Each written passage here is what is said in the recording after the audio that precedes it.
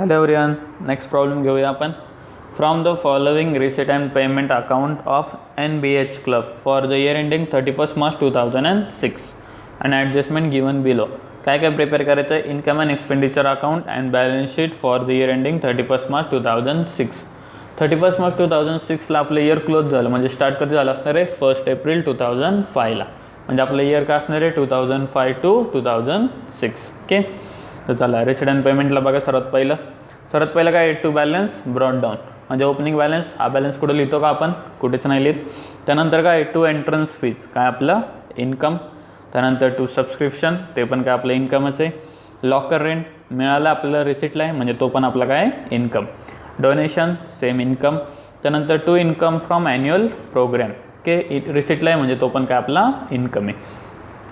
त्यानंतर काय? To sale of furniture, किती? 8,000 आणि कॉस्ट किती आहे?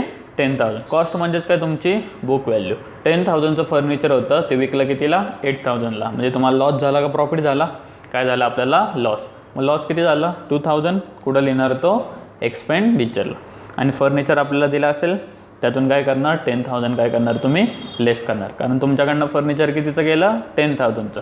पण 2,000 तुम्हाला काय झाला? लॉस. लॉस कुठं जाणार? एक्सपेंडिचरला. त्यानंतर पेमेंट साईडला या. काय आहे? टॅक्सेस किती आहेत? 4,000. काय तुमचा तो? एक्सपेंडिचर. इन्व्हेस्टमेंट काय? तुमची ॲसेट. त्यानंतर रिपेअर खर्च आहे आपला. रेंट पण काय आपला? खर्च.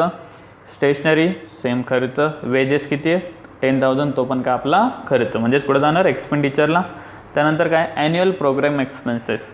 ॲन्युअल प्रोग्रामसाठी तुम्ही खर्च केला, तो पण काय झाला तुमचा? एक्सपेंडिचर.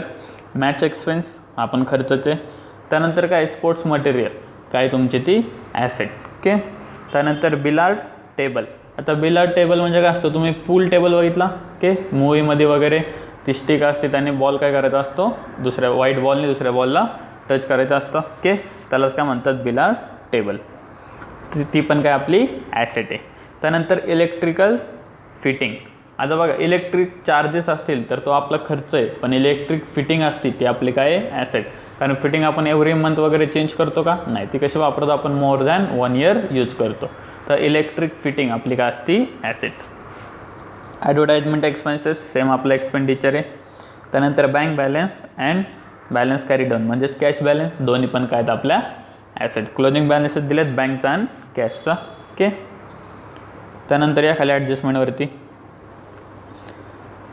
आता बघा, पहिली ॲडजस्टमेंट काय आहे? 80% entrance fees and 60% donation are to be capitalise. म्हणजे एंट्रन्स फीज अँड डोनेशन काय करायचं आपल्याला? कॅपिटलाइज करायचे, ओके. तर त्यावरती काय करून ठेवा? टिक मार्क करा.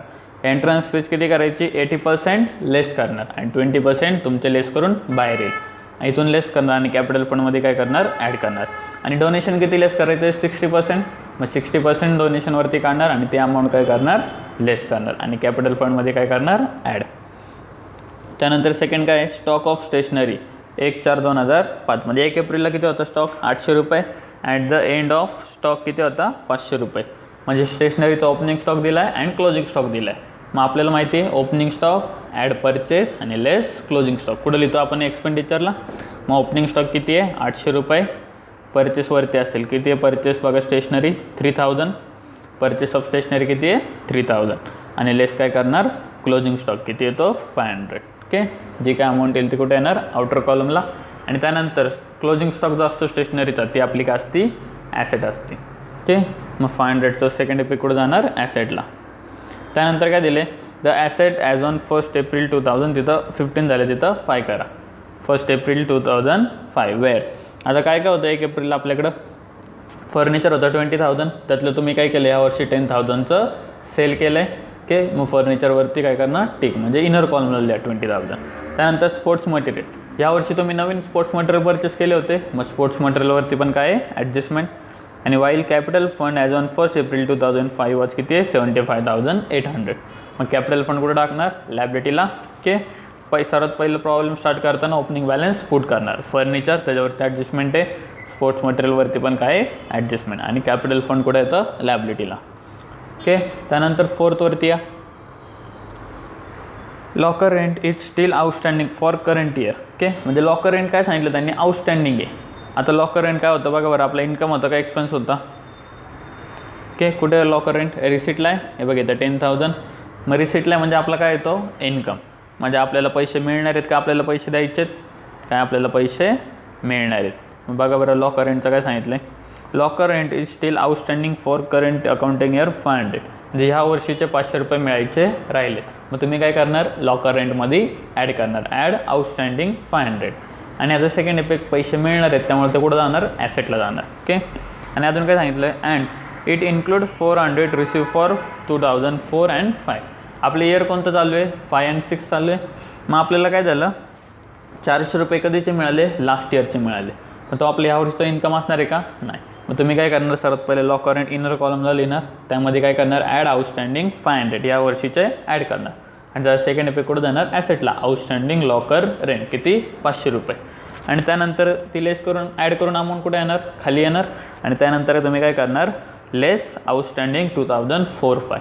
म्हणजे मागच्या वर्षीचे जे आउटस्टँडिंग होते ते काय करणार तुम्ही, लेस करणार. आपण मागच्या वर्षीचा आणि पुढच्या वर्षीचा काय करतो, काढून टाकतो, फक्त या वर्षीचं रेकॉर्ड करतो. मग काय करणार, 500 रुपये ॲड आउटस्टँडिंग आणि 400 रुपये लेस आउटस्टँडिंग 2004-5. आणि जर सेकंड इफेक्ट येईल का 400चा, नाही येणार, कारण मागच्या वर्षी पैसे मिळणार होते, या वर्षी पैसे मिळाले. म्हणजे देणं पण नाही आणि घेणं पण नाही, सेटलमेंट झालं. त्यानंतर रेंटवरती आहे, रेंट काय सांगितलं आहे, rent ₹4,000 steel outstanding for current year. आता रेंट काय वरती बघा आपला खर्च आहे, म्हणजे आपल्याला पैसे द्यायचे. मग रेंटवरती काय करणार, ॲड आउटस्टँडिंग 400 आणि पैसे द्यायचे, त्यामुळे सेकंड इफेक्ट कुठं जाणार, लायबिलिटीला, आउटस्टँडिंग रेंट किती येणार, 4,000.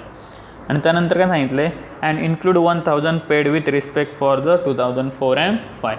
म्हणजे रेंटमध्ये काय आहे, 1,000 कधीचे पेड केलेत तुम्ही, लास्ट इयरचे पेड केले. मग लास्ट इयरचे पेड केलेत म्हणजे ते त्यातून काय करावे लागतील, काढून टाकावे लागतील. मग रेंटमध्येच काय लिहिणार, लेस आउटस्टँडिंग 2004 and 5. म्हणजे मागच्या वर्षीचे द्यायचं राहिलेले तुम्ही यावर्षी देऊन टाकले, म्हणून काय करणार, 100 रुपये त्यातून लेस करणार. ओके, जसं लॉकर रेंटचं केलं तसंच सेम, रेंट इनर कॉलमला लिहिणार, त्यामध्ये काय लिहिणार, ॲड आउटस्टँडिंग किती करणार, 400. आणि त्याचं सेकंड इफेक्ट कुठं जाणार, लायबिलिटीला, कारण पैसे द्यायचे. आणि ॲड करून अमाऊंट कुठं लिहिणार, खालीच लिहिणार इनर कॉलमला. त्याच्यामधून काय करणार, लेस आउटस्टँडिंग 2004 and 5 किती, 100.